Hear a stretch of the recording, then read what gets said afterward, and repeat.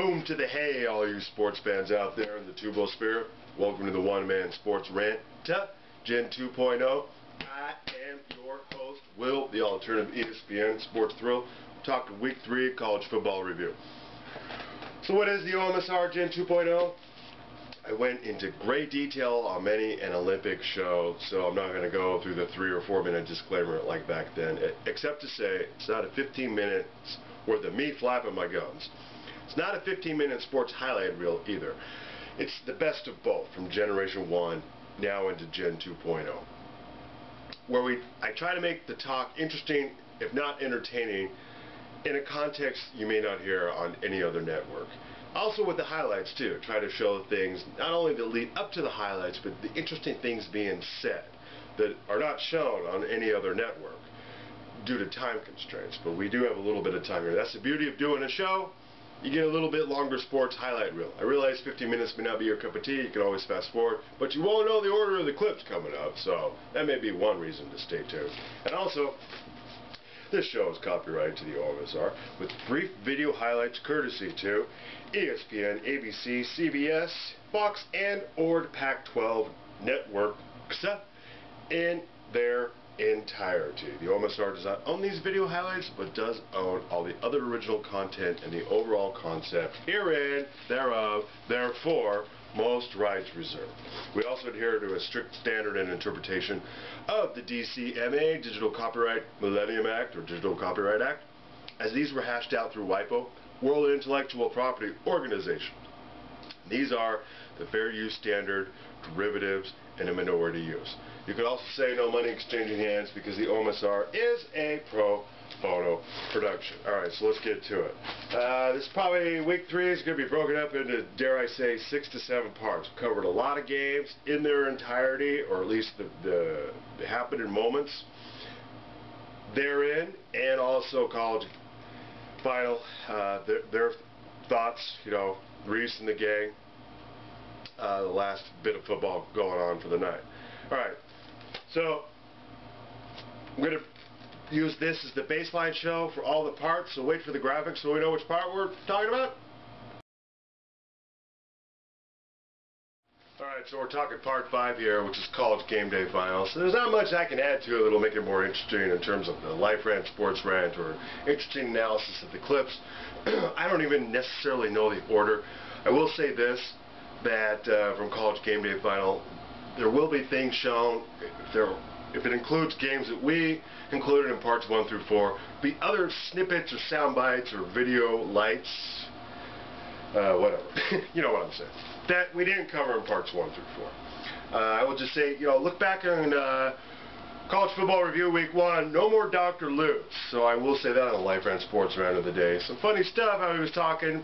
You can't really tell if he's being serious or not about how he really feels about Mark May. But no more Dr. Lewis from Thursday night, because Lou Holtz is not on Thursday night.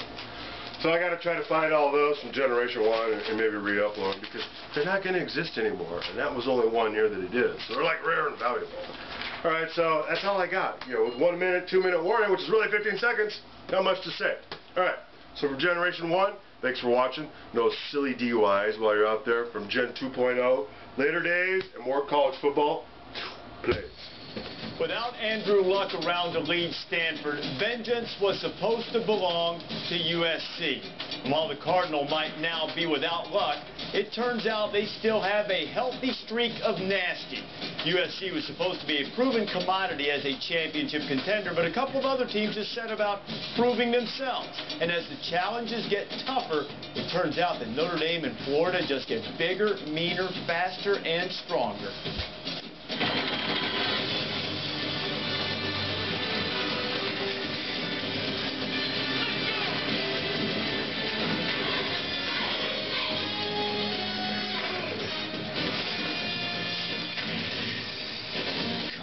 Football Final is presented by AT&T. With my Hall of Fame running mates, Lou Holtz and Mark May, I am merely Reese Davis. USC and Stanford, never in the history of man have the Trojans lost 4 in a row to the Cardinal. Matt Barkley, it's the only Pac-12 team he's never defeated. Third quarter, Trojans up 14-7. 4th and 2 from the Stanford 13. Lillane sends out the field goal kicker and then snaps it to Barkley, and he tries to get it to Soma Vanuku, and it's broken up. And a turnover on downs from there. Josh Nunes to Stephon Taylor. And Lou, I thought Stephon Taylor was the best player on the field. Well, he certainly put on a tremendous performance, both as a receiver and as a running back. And over 200 yards of offense, running and receiving. Now we're tied at 14 in the 4th. Nunes had 33 yards rushing. Oh, that was a nifty little move. It keeps the drive alive on 3rd and 10. In Denmark, he looks for Zach Ertz. And a terrific job of protection here. He's going to be able to step up, make a decision with the football, and just zing it to Ertz. What a great reception by Ertz on the fly. Touchdown, Carter. 15 of 32. You drop it, you stick together, you learn, and you go back to playing Trojan football. And I don't know, you gotta just not put the blame on anybody. Learn from your mistakes and make sure that you bounce back next week. 21-14. Barkley was shut down. Trojans couldn't run it a lick. Box score 25, 26 yards rushing. Stanford's nasty. I mean, they've got a mean streak, especially on defense. They brought it up front, and they just won it in the trenches on both sides of the ball, but particularly on the defensive side of the ball. They did not let Matt Barkley do what he wanted to do, step up in the pocket and just freely throw the ball wherever he wanted. He got pressured all the time. Keep an eye on defensive end Ben Gardner right here. He's got to whoop the left tackle. Quick move right here. The tackle, terrible set. He bends at the waist, not at the knees. He's beat already. Now he's got a beat on Matt Barkley. Matt Barkley thinks he's protected from the backside. It's a sack. On this next play, keep an eye on Trent Murphy, the outside linebacker. No one's going to pick him up. He's right there in the middle. Pick the guy up. Nobody looks for him. The offensive line miscalculates. He's got to run through right there on the blitz. Somebody get him. Center gets turned, gets beat at the point of attack. Coming around, here comes the outside linebacker on the stunt. Gets him, sacks him, exit. When you look at this football game, USC was outplayed at the point of attack. They were outcoached by David Shaw and his coaching staff. And you know what? They were more physical at the point of attack, being the Stanford Cardinal. It's nature versus nurture. Nature always wins. Stanford was just meaner. Oh, it's easy to jump conclusions and run down other people, but I'll tell you this. Stanford played a tremendous game. They were more physical. On defensive Florida, or on Southern Cal, they lost their starting center. And let's remember this. You run to the center side on every play. And not only that, he makes all the calls on the protection. Some of the mistakes that happen because of wrong calls. And the young man's only a freshman. Don't take anything away from Stanford, but Southern Cal, with the loss of scholarships, doesn't have the depth, and it hurts you in practice, and they just weren't physical enough. Wait, this is the #2 team in the nation. They were supposed to come in and roll over Stanford, and Stanford said, we own you. We haven't lost you in 3 years. We're not going to lose this time, the 4th year, and they didn't. They found a way to win. They were the better football team, plain and simple. They weren't #2 in the country. The writers voted them there, and they made a mistake. They weren't the #2 team. Yeah, it was a big deal that Khaled Holmes was out of the game for sure. But Stanford established a run too. Stephon Taylor was great, over 150 yards rushing. And barring a rematch between these two, which could happen in the Pac-12 championship game, though obviously Oregon and UCLA for that matter will have a whole lot to say. My grandma and my family and my girlfriend, so that's what it's all about, family. And if you're not familiar with what Manti is talking about, he lost both his grandmother and his girlfriend, who battled leukemia within the last few days, and he played brilliantly tonight. Brian Kelly called it a signature win, and it certainly was for Te'o and the entire Notre Dame defense. Well, it was a complete victory, but I thought the defense was outstanding. You know, their defensive line is so good. I think their secondary is playing exceptionally well.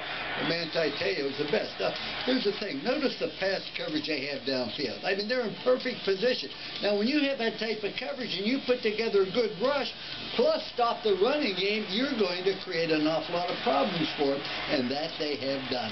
Just tremendous coverage all the way around. But watch the pressure here, and they don't blitz the linebacker. It's not, they run a little twist up, and the guy comes free, etc. But it's just a 4-man rush. That means you can drop 7, and when you play great defense, plus you have the offensive weapons, I've said all along, and you know, I keep trying to educate the gentleman on my left, but he doesn't learn real quick. Notre Dame is for real. And I thought their offense played well. I thought Brian Kelly had a terrific game plan offensively, some misdirection plays for Everett Golson, let him throw the ball vertically, let him run with the football. He scored 2 touchdowns. He threw to 5 different receivers in this football game. If you look at this team against Michigan State hadn't given up an offensive touchdown to anyone this season. And Notre Dame gets 2 of them in this game, and it was directed by their young quarterback. And as I've been saying all season long how good this Notre Dame team would be this year, I really respect them. I thought that they would probably win 10 or 11 games and possibly go undefeated and play for a national championship. Hey, try again. You're backing up. Backstroke mode, if you could. You know what? This was a poor offensive performance for Michigan State. Their worst at home since the loss to Central Michigan in 1991 when they just got a field goal.